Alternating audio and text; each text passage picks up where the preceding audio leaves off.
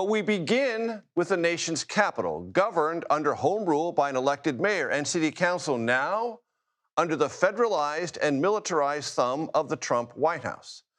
The president declared a crime emergency today and took over the police department. Some 800 National Guard forces will join an array of federal agencies, the FBI, the DEA, Homeland Security, Park Police, Secret Service, among others, in beefed-up crime suppression efforts. This, despite statistics showing violent crime in the District of Columbia down from dangerous COVID and post-COVID highs that crested in 2023. It is unclear what these federal officers will do or how long their assignments, individually or collectively, will last. Current law limits the president's emergency police powers to 48 hours. Then, if Congress is notified, a 30-day extension can occur. For whatever duration, this aggressive move will expose residents of this city, myself included, to, as the Washington Post put it this afternoon, unpredictable encounters with a domestically deployed military force, a laboratory for a militarized approach to urban crime fighting. Here with me now, Scott MacFarlane. Scott, what do we know?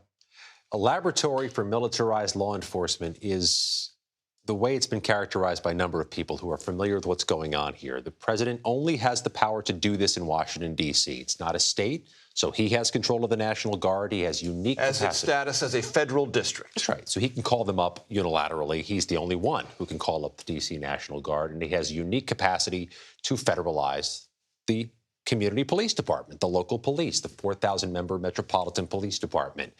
How this plays out over what's likely to be the 30-day window, according to multiple sources, could inform how he uses the National Guard elsewhere. But you saw what he could do elsewhere in Los Angeles. Right. He had the capacity to use them to protect federal buildings, courthouses, government offices. They couldn't be part of that law enforcement mission that he has ascribed to the D.C. National Guard, beginning as soon as their preparations and deployments begin, which could be later this week.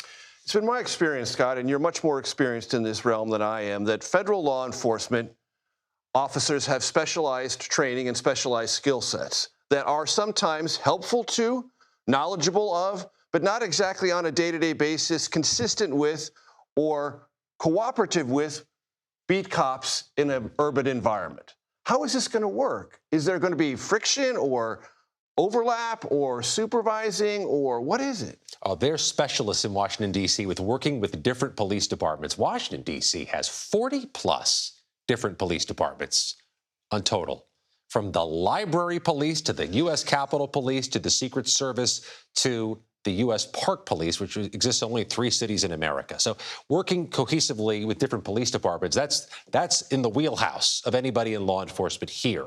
But when you have federal agents deployed to help patrol for street crime, some of them may have a law enforcement background that's perfect for that. Some came up from local police. They know exactly how to do that, and they certainly know the communities. They work there as federal agents, too.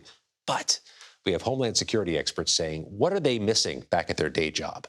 FBI agents in Washington, D.C. have large portfolios that involve preventing terror attacks, child pornography, gun running.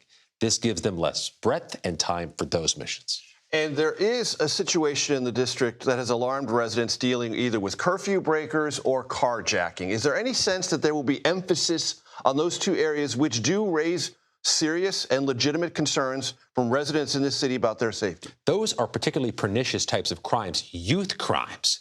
Crimes involving those under the age of 18 require a whole portfolio of services, including human services, things that police can't get at alone, singularly. Federal or local. Hard to see how more law enforcement gets into the root of that problem. But you said 30 days. That's the word we're getting from sources, that the White House is going to follow the law and limit this to 30 days. If they want it more than 30 days, they need some form of congressional approval.